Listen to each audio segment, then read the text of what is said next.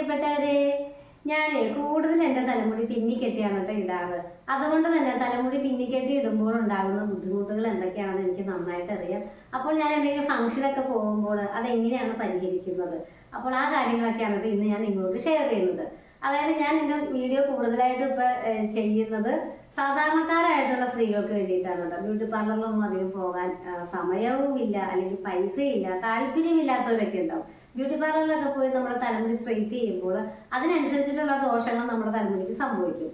കാരണം സ്ട്രെയിറ്റ് ചെയ്തവരുടെ തലമുടി എല്ലാം കൂടുതൽ കൊഴിഞ്ഞു പോയിട്ടുണ്ട്. അങ്ങനെയാണ്. പിന്നെ അത് മെയിൻറ്റെയിൻ ചെയ്യാനായിട്ട് ഭയങ്കര ബുദ്ധിമുട്ടായിരിക്കും. മുടിയുടെ വോളി എന്തായാലും തലമുടി സ്ട്രെയിറ്റ് ചെയ്തിട്ടുണ്ടെങ്കിൽ കുറഞ്ഞുകൊണ്ട് തന്നെ ഇരിക്കും.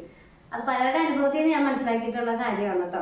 തലമുടി പിന്നെ കെട്ടിയിടുന്നവർക്ക് അറിയാം ഇത് അഴിച്ചിടുമ്പോഴുള്ളതിന്റെ യഥാർത്ഥ കോലമല്ലേ. പക്ഷെ ഒരു ഫംഗ്ഷനൊക്കെ പോകാൻ നേരത്ത് നമ്മളിത് നല്ല രീതിയിൽ മെയിൻറ്റെയിൻ ചെയ്ത് കഴിഞ്ഞാൽ, ചെറിയ ചില ഹോം റെമഡീസ് ഒക്കെ ചെയ്ത് കഴിഞ്ഞാൽ നല്ല ഭംഗിയിൽ കിടക്കും കേട്ടോ.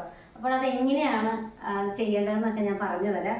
ഈ തലമുടി പിന്നിക്കെട്ട് അഴിക്കുമ്പോഴേ കണ്ടോ ചുരുണ്ട് കിടക്കും. അതൊരു ഭംഗിയുള്ള ചുരുളിമ ആയിരിക്കതുമില്ല, ചീകിയാല് വൃത്തിയായിട്ട് കിടക്കുകയില്ല.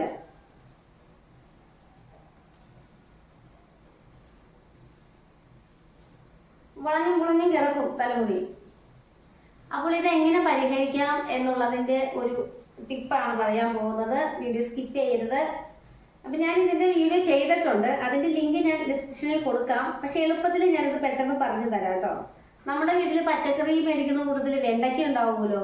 അപ്പൊ ഒരു 4 വെണ്ടയ്ക്ക എടുക്കുക. ഇത്രയും തലമുടി ഉള്ളവർക്ക് 4 വെണ്ടയ്ക്ക എടുത്താൽ മതി. അത് ചെറുതായിട്ട് അരിഞ്ഞിട്ട് മിക്സിയിൽ അരച്ചെടുത്തിട്ട് അതൊരു തുണി വെച്ച് പിഴിഞ്ഞ് അതിന്റെ ജെല്ല് നന്നായിട്ട് പിഴിഞ്ഞെടുക്കണം. ജെല്ല് മാത്രമായിട്ട് മാറ്റി വെക്കുക.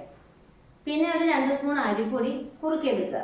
കുറുക്കിയെടുത്ത് അത് ചൂട് അധികം ആറുന്നതിന് മുന്നേ തന്നെ ഈ വെണ്ടയ്ക്കയുടെ ജെല്ല് എടുത്ത് വെച്ചിരിക്കുന്നതിനെ ചേർത്ത് മിക്സ് ചെയ്യുക. സ്പൂൺ കൊണ്ട് മിക്സ് ചെയ്യുക. ഈ മിശ്രിതത്തിലോട്ട് ഒരു മുട്ടയുടെ വെള്ള ചേർത്ത് മിക്സ് ചെയ്യുക. ഇതിലോട്ട് 2 വൈറ്റമിൻ ഇയുടെ ക്യാപ്സ്യൂൾ ചേർത്ത് മിക്സ് ചെയ്യുക.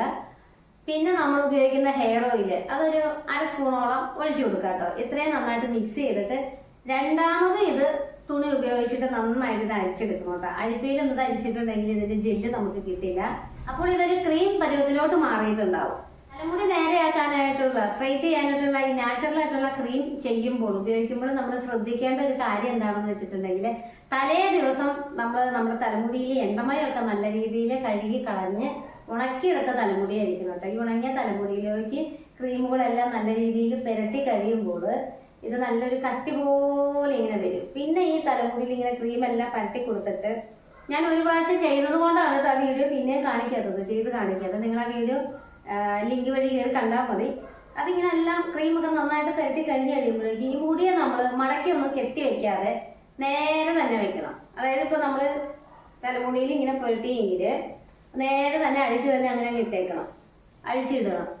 ചീപ്പ് ഉപയോഗിച്ച് പിന്നെ ചെയ്യാനൊന്നും ബുദ്ധിമുട്ടായിരിക്കും കേട്ടോ. കാരണം ഇതിങ്ങനെ ഒരു സ്റ്റാർച്ച് പോലെ ഇരിക്കുന്നത്. പിന്നീട് ചീപ്പ് ഉപയോഗിച്ച് ചെയ്യരുത്. ഇത് പുരട്ടി കൊടുക്കുമ്പോഴേ ഉടക്കൊക്കെ കളഞ്ഞ്, ഉടക്കില്ലാത്ത തലമുടി ആയിരിക്കണം.